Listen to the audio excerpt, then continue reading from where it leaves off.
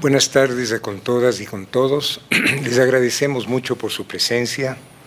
Hemos organizado desde el programa Andina Eco Saludable y el Centro de Investigación y Evaluación de Impactos sobre la Salud Colectiva, como parte del área de salud de la Universidad Andina, este evento y la presencia de ustedes, más quienes nos escuchan en streaming, creo que es importante como un espacio, una oportunidad para poder hacer una discusión profunda, objetiva, despojada de algunas distorsiones que podrían quizás darse por un desconocimiento, primero, del propio proceso de la epidemia y segundo, por el rol de los medios. Yo diría de buena fe en alguna medida, pero también mezclados con otras cuestiones. En realidad, yo no soy un especialista en enfermedades transmisibles. Yo dejo la responsabilidad de tratar, a mi modo de ver, cuando planificábamos este encuentro, pensábamos en un experto en serio, en un investigador, en un profundo conocedor de los procesos transmisibles, desde una perspectiva muy actualizada y muy fuerte, que es Byron Núñez. Y por otro lado, un conocedor de la China y también de la dinámica de las concepciones nuevas de la salud. Mi papel es apenas hacer una especie de introducción de una temática sobre la cual creo que es muy importante que el país tenga un baño de, no sé si llamarle baño de verdad, pero al menos un baño de consistencia en el análisis de un problema que ha generado pánico, como toda epidemia de este tipo, genera temor, y todo eso hace parte del problema. Y creo yo, por tanto, que tenemos que pensarlo con mucha seriedad. Los problemas epidémicos que tienen un ciclo corto y que son aparatosos, que tienen una presentación aparatosa, no necesariamente en correspondencia de la imagen pública que tiene la epidemia con respecto a lo que es el real proceso epidemiológico, la real gravedad del problema, ni su escala tampoco. A veces en estas cosas hay una contradicción entre la escala real del problema y la dimensión real del problema con respecto a la apreciación colectiva que se hace, muy influida por la cultura y muy influida por los medios. De tal manera que se ha abierto una ola de temor en el país, en el mundo entero, es una ola de temor muy impresionante, como pasa cada vez que viene uno de estos ciclos epidémicos, y las familias como las instituciones se agitan, se estremecen y empiezan a actuar de una manera u otra. Yo sí quisiera posicionar algunos temas, ojalá luego de las valiosas exposiciones de los expositores de esta noche, del doctor Núñez y del doctor Cova, yo quisiera posicionar algunos temas de debate sobre el tema, y creo que seguramente las intervenciones de ellos nos van a dar mucho material para esto. Primero, la explicación o la comprensión real de que las epidemias de este tipo no se reducen al virus ni a vacunas y transmisión. Quien piensa que una epidemia, para entenderla, tiene que ser conocida solamente en términos de virus, transmisión, vacunas, etcétera, etcétera, quiere decir que no conoce lo que está sucediendo en el mundo actual con las epidemias. Entonces, el proceso de generación, de construcción de una epidemia es un proceso de construcción social, es un proceso de determinación social. La construcción de fuentes infectivas o de la infecciosidad masiva o no de un proceso epidémico, de un proceso transmisible, está socialmente determinada. No es un tema meramente reducido al espacio o a la dimensión biológica del problema. Sí, no estoy queriendo de modo alguno restar importancia al conocimiento profundo y refinado de los temas biológicos de cualquier epidemia. No estoy diciendo eso, pero estoy diciendo que si solo vemos eso, estamos viendo apenas la punta del iceberg. Y no estamos mirando todo lo que explica por qué se construye. Y aquí entra un tema teórico de debate, no solamente frente a coronavirus. Es un tema múltiple de debate, y es el tema de las llamadas enfermedades emergentes o reemergentes. Globalmente estamos viviendo en el planeta entero un problema de enfermedades llamadas emergentes o reemergentes. Las enfermedades emergentes virales, como por ejemplo la hepatitis, la influenza de diarrea, las diarreas por rotavirus, las bacterianas como la enfermedad diarreica aguda por Campylobacter o por Escherichia coli, gastritis por Helicobacter, etc. Estas son ejemplos de estas llamadas enfermedades emergentes. No estoy yo tomando un término que a mí me satisfaga, lo de emergencia o no, pero es un hecho, sí, es un tema de emergencia o no. Y los procesos reemergentes que también están creciendo enormemente o recreciendo, que son los procesos virales como el dengue y similares, enfermedades vectoriales como la fiebre amarilla también, como la rabia, o bacteriales como el cólera, difteria, leptospirosis, tuberculosis, etc. Es decir, tendríamos un error de pensar que el mundo epidémico de las transmisibles es un tema cíclico en que aparece súbitamente un brote de un tema, de un problema, de una epidemia que puede o no ser pandemia, y que esto es aislado de un conjunto de transformaciones que se están dando en el mundo, en los ecosistemas, en los microecosistemas de los agentes virales o de los agentes bacterianos, y que está siendo profundamente transformado por la realidad actual. Por tanto, hay que entender que los cambios de los socioecosistemas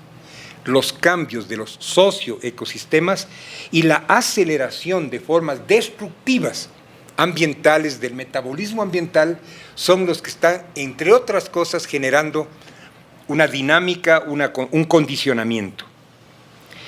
La reproducción viral y los mecanismos de transmisión, entonces, son apenas una parte del problema.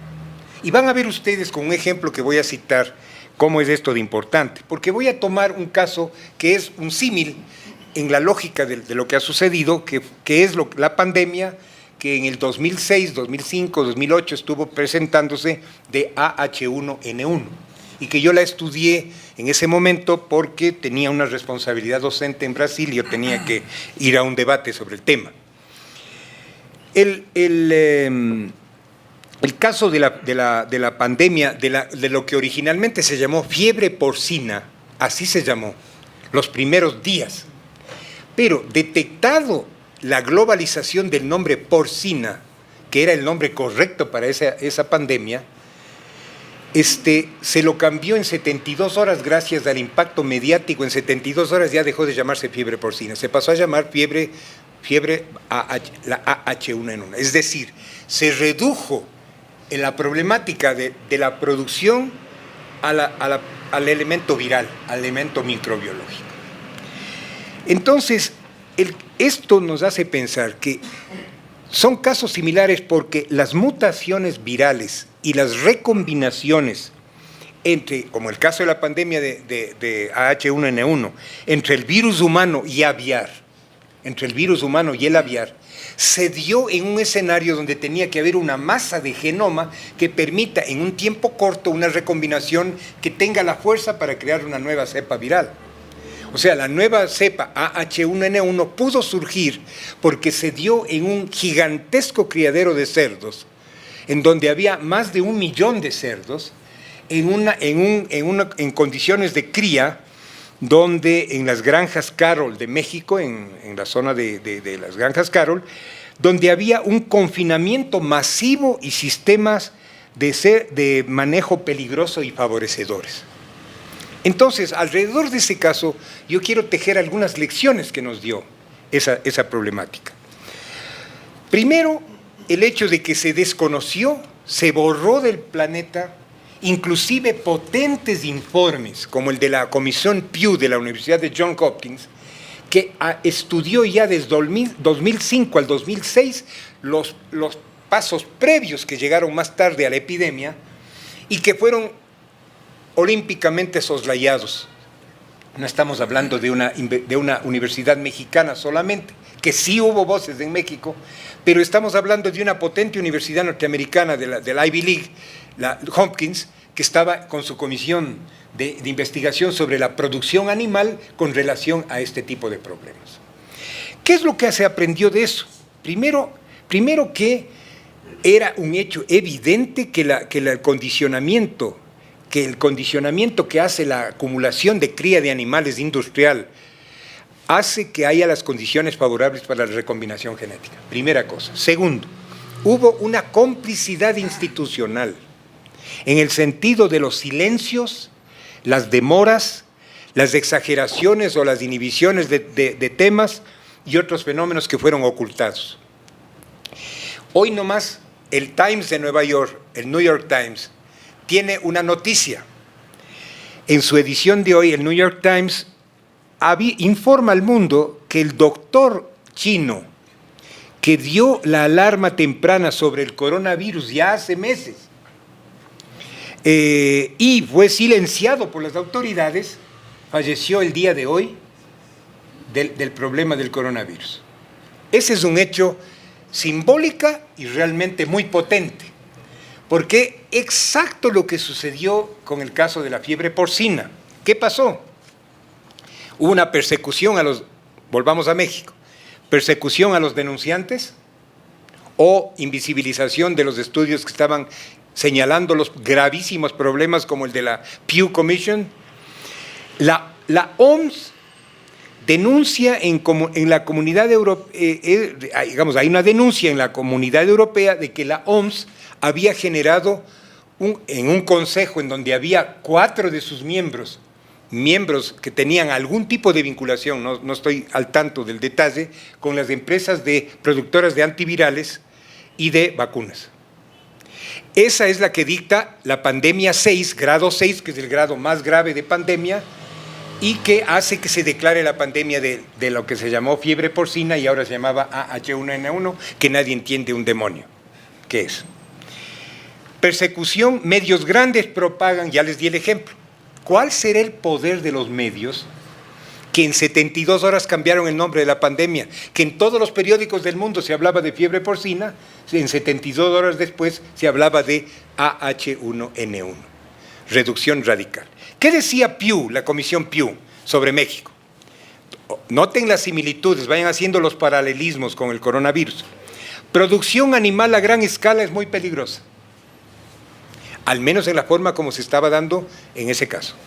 Contacto prolongado de los trabajadores de la empresa en esas condiciones. 1,5 millones de cerdos maltratados, hacinados, compactados en un espacio reducido y sometidos a condiciones de estrés animal. Creación de bacterias resistentes en ese ambiente. Ese es el ambiente perfecto para la resistencia bacteriana. Gigante disponibilidad de genoma para que pueda haber la masa crítica genómica, para que pueda haber la recombinación viral acelerada. En este caso, virus a humano, virus aviar, en el cerdo hacen la recombinación hacia el H1N1. Comunidades expuestas y, entre otros regalos que nos hacen estas empresas, una verdadera hecatombe ecológica en los alrededores de esta producción, en esa región. Nada más para citar un ejemplo. Un verdadero lago de excrementos, un lago, óiganme bien, de excrementos, que significa, en el caso del componente de orina, significan una dosis de nitrógeno brutal para los ecosistemas que van a toda la red hídrica de la región. Entonces, no me voy a quedar porque yo tengo mucho interés de escuchar a nuestros distinguidos participantes, pero solamente les pido que hagan el símil con lo que está pasando actualmente en esta situación. Y fíjense, solamente miremos, yo traté de traer alguna cosa que pudiera darnos una idea del tema de escala, porque pareciera ser que se está acabando el mundo, ¿no es verdad? Es un pánico en el que de poco ya, desde Nueva York hasta Pimampiro, ya todos estamos embarcados en el terror de la pandemia y todavía aquí no hay ni siquiera un caso. En la China, hace 2 años, nada más para tomar un poco de estadísticas relativamente recientes de lo que pude conseguir, hubo 8.109 muertes por enfermedades crónicas no transmisibles, 1.145 por suicidio, 13.300 por procesos ligados a polución. Bueno, en total, sumando estas por homicidio, 110, es decir, sumando estos trastornos de la aceleración de la economía, del crecimiento, de la modernización brutal del aparato económico, generaron en un mes 22.694 muertes. Si dividen para 30, tenemos 780 personas diarias. ¿Ustedes oyeron algún rato en los medios un escándalo, una preocupación sobre la polución ambiental de la China matando gentes? Muchísimas más que las que están muriendo ahora, ¿no es verdad? Con lo cual no estoy diciendo que un país o una cooperación internacional no tenga que estar atenta ante un problema viral que es peligroso, o sea, no se puede dejar el coronavirus suelto, no se podía dejar ningún proceso epidémico sin atención, no estamos diciendo eso, pero estoy hablando del término de la relación entre la escala real y el nivel de angustia, de temor en la cultura, y segundo, el nivel de activación de los medios. Yo sé que Byron nos dará luces sobre esto, igual que José Luis, pero no hay una correspondencia entre la mortalidad y la letalidad de este problema transmisible, ni siquiera con otros problemas transmisibles, peor todavía con el bulto de la problemática epidemiológica. Y otra cuestión que hay que no descuidar es que aquí hay un juego muy, muy complejo, porque el otro día María José me contaba que en una calle escuchó a un muchacho gritar frente a un restaurante chino un insulto xenofóbico. Un muchacho de, no sé, 8 años, 10 años, gritando un grito xenofóbico: chino come ratas. ¿Ya? Es decir, resulta que ahora los chinos, por comer como comen, para mi gusto, una de las culinarias más espectaculares del planeta, junto con la mexicana, por ejemplo, justamente acusada de... Y nos olvidamos que nosotros comemos cuy, cuts, catzos, hormigas, es decir, como que hay un desdoblamiento, una especie de esquizofrenia, ¿no es verdad? Entonces ahora se convierte en tema xenofóbico. ¿Y quiénes son afectadas? O a quienes se pretende afectar, me parece a mí, habría que preguntarse, pero también me empiezo yo a preguntar si no tendrá esto que ver con la competencia voraz sobre el mercado mundial que este rato se presenta y que le viene como anillo al dedo una exageración del tema para afectar una economía que compite con la del propalador de esta cuestión mediática. Bueno, yo termino con eso, solamente dejo planteadas algunas inquietudes, solamente es una llamada a que la gente informada, la gente que está interesada en serio y que ve las cosas integralmente, escuche con atención lo que vamos ahora a escuchar de nuestros y agradecerles una vez más a ellos por haber acudido a este llamado de nuestro centro de investigación para hacer su presencia aquí. Entonces...